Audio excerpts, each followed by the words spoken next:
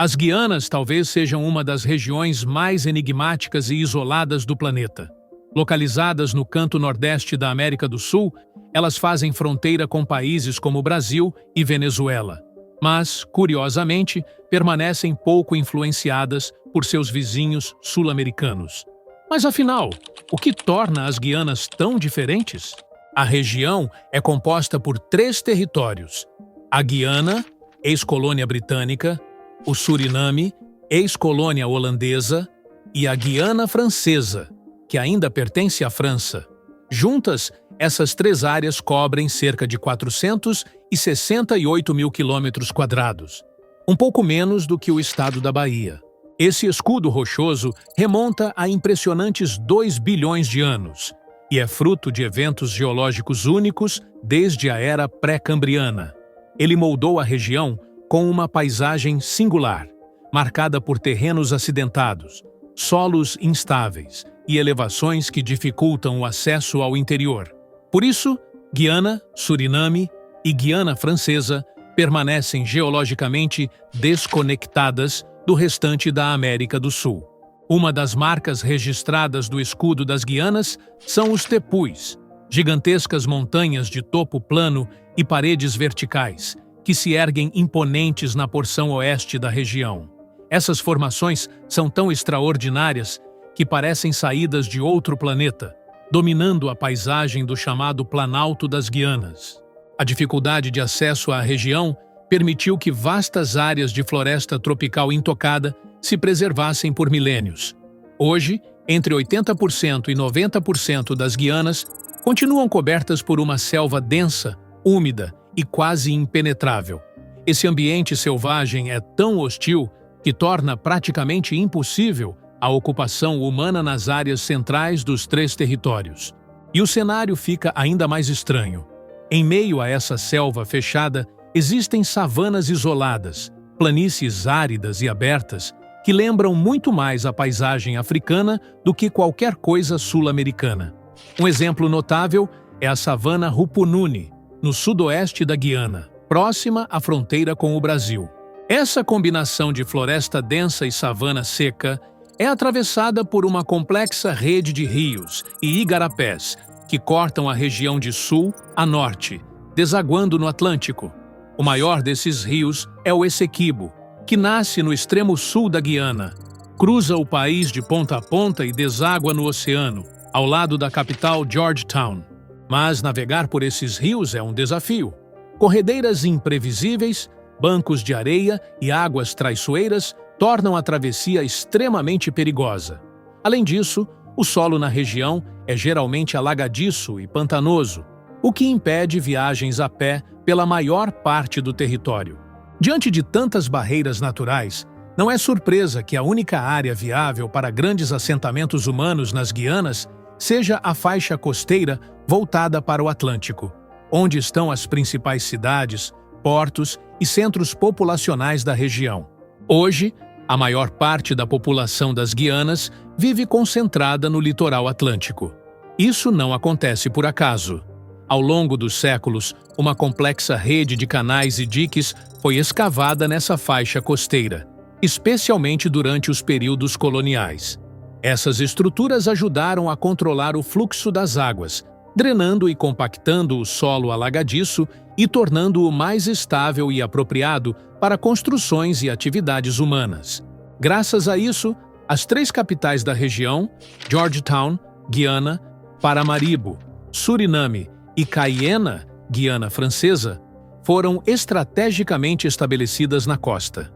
O interior inóspito, repleto de selva densa, rios traiçoeiros e terreno pantanoso, sempre foi um grande obstáculo.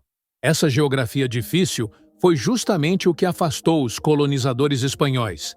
Simplesmente não valia o esforço. Antes da chegada dos europeus, a região já era habitada por diversos povos indígenas há milhares de anos. Entre eles, destacam-se os Arawaks e os Caribes, que também habitavam as ilhas do Caribe ao norte. Com isso, estabeleceu-se uma conexão cultural intensa entre as Guianas e o Caribe, resultando em uma sociedade rica, diversa e plural. Esses povos nativos foram os primeiros a notar a enorme quantidade de rios da região.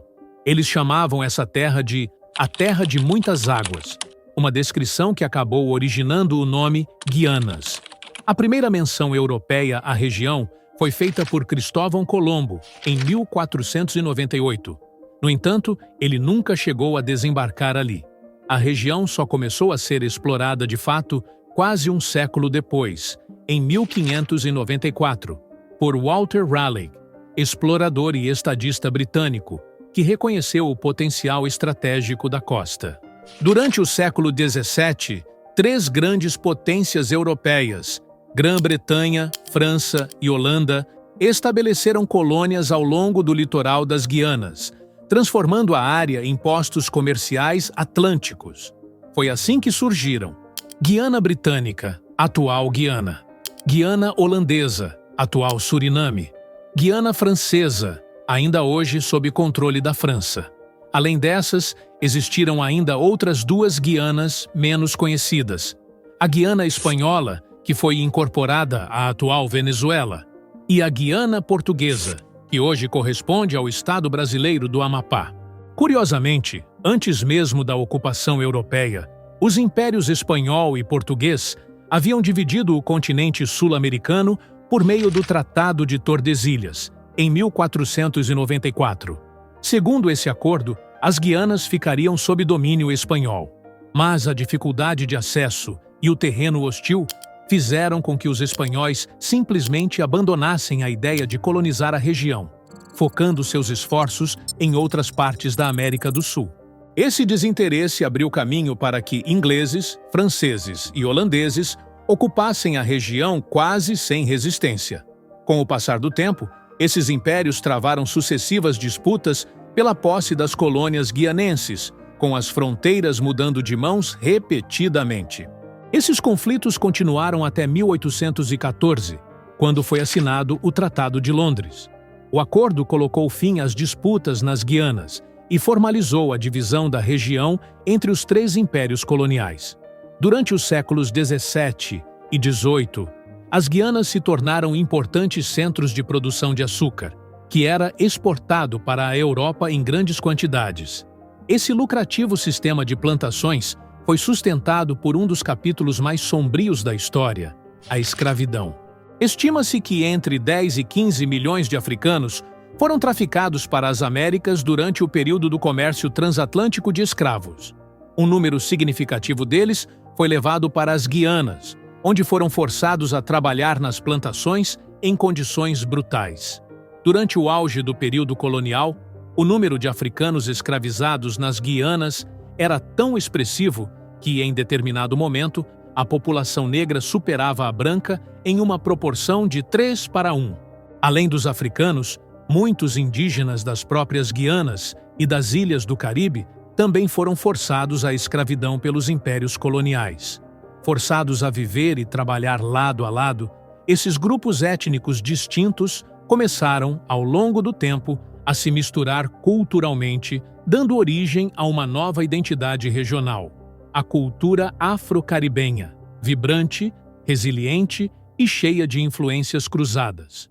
No século XIX, os ventos da abolição começaram a soprar. Cada um dos três impérios coloniais pôs fim à escravidão em momentos diferentes. Grã-Bretanha foi a primeira, abolindo a escravidão em 1833, França seguiu em 1848, e, por fim, os Países Baixos aboliram a escravidão em sua colônia, a Guiana Holandesa, atual Suriname, em 1873. Com a abolição, os colonizadores precisavam manter suas plantações de açúcar funcionando, e foi aí que entraram os chamados trabalhadores contratados. Embora tecnicamente livres, esses trabalhadores enfrentavam condições duríssimas, quase tão precárias quanto as dos antigos escravizados. Eles vieram de várias partes do mundo: Índia, China, Java, atual Indonésia, entre outras colônias asiáticas e africanas. O resultado foi uma fusão única de povos, línguas, religiões e costumes, transformando as Guianas em uma das regiões etnicamente mais diversas do planeta, um legado que permanece até hoje. Atualmente, a população combinada das três Guianas gira em torno de 1,7 milhões de pessoas, espalhadas por um território ainda pouco explorado, mas culturalmente riquíssimo. A Guiana e o Suriname conquistaram sua independência em 1966 e 1975, respectivamente. Já a Guiana Francesa permaneceu sob domínio francês e hoje é oficialmente um departamento ultramarino da França, com os mesmos direitos de qualquer região europeia. Com 84 mil quilômetros quadrados e cerca de 290 mil habitantes, a Guiana Francesa utiliza o euro como moeda e seus moradores são cidadãos plenos da União Europeia. Curiosamente, isso faz do Brasil o país com a maior fronteira terrestre com a França, somando 730 quilômetros. O Suriname, por sua vez, guarda outras singularidades. É o único país do mundo fora da Europa onde o holandês é a única língua oficial. Também é o menor país independente da América do Sul, com 163 mil quilômetros quadrados e uma população de pouco mais de 632 mil pessoas. Apesar do tamanho modesto, o Suriname brilha com sua cultura miscigenada, que se reflete especialmente em sua capital, Paramaribo, famosa pela culinária multicultural, com sabores que vão da Índia à Indonésia, passando pela África, China e Europa. No século XXI, o Suriname se tornou um destino turístico em ascensão, especialmente entre viajantes em busca de aventura e natureza. E não é à toa. O país detém o recorde mundial de maior cobertura florestal proporcional, com 90% do território coberto por floresta tropical. Um verdadeiro paraíso para os apaixonados por ecoturismo. Por fim, temos a Guiana, o único país de língua inglesa em toda a América do Sul. Com 214 mil quilômetros quadrados, tem dimensões similares às do próprio Reino Unido, país que a colonizou e abriga hoje mais de 800 mil pessoas, sendo o mais populoso das três Guianas. Sua riqueza étnica e cultural é tão profunda quanto a sua geografia, fazendo da Guiana um dos países mais diversificados e únicos do continente sul-americano. Hoje, quando olhamos para a composição étnica das Guianas, encontramos uma mistura surpreendente. Na Guiana e no Suriname, o grupo mais numeroso não é branco, nem negro, mas sim indiano. Isso se deve à enorme população descendente dos antigos trabalhadores contratados vindos do subcontinente indiano, trazidos após a abolição da escravidão. Além dos indo-guianenses, há também grandes comunidades de africanos, chineses, javaneses, indonésios, brancos europeus e, claro, indígenas nativos. Cada uma dessas culturas deixou marcas profundas nas línguas, nas religiões, na culinária e nos costumes do dia a dia. Na Guiana Francesa, o grupo majoritário é composto por pessoas de ascendência africana, mas, assim como nas vizinhas, há uma significativa diversidade étnica e cultural. Um ponto comum entre todas as Guianas é a presença dos povos indígenas americanos, descendentes diretos dos primeiros habitantes da região e das ilhas caribenhas. A ligação com o Caribe, aliás, é tão forte que tanto Guiana quanto Suriname são membros da CARICOM, a Comunidade do Caribe. Essa união fortalece os laços econômicos, sociais e culturais entre os países do bloco e mostra o quanto as Guianas estão profundamente conectadas às ilhas caribenhas, mais do que ao restante da América do Sul. Na prática, as Guianas são uma exceção no mapa, e é exatamente isso que as torna tão fascinantes.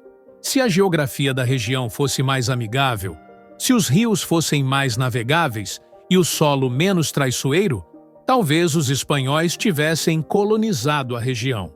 E, com isso, os britânicos, franceses e holandeses teriam sido deixados de fora da história local. Mas isso não aconteceu. O isolamento das Guianas moldou um destino único.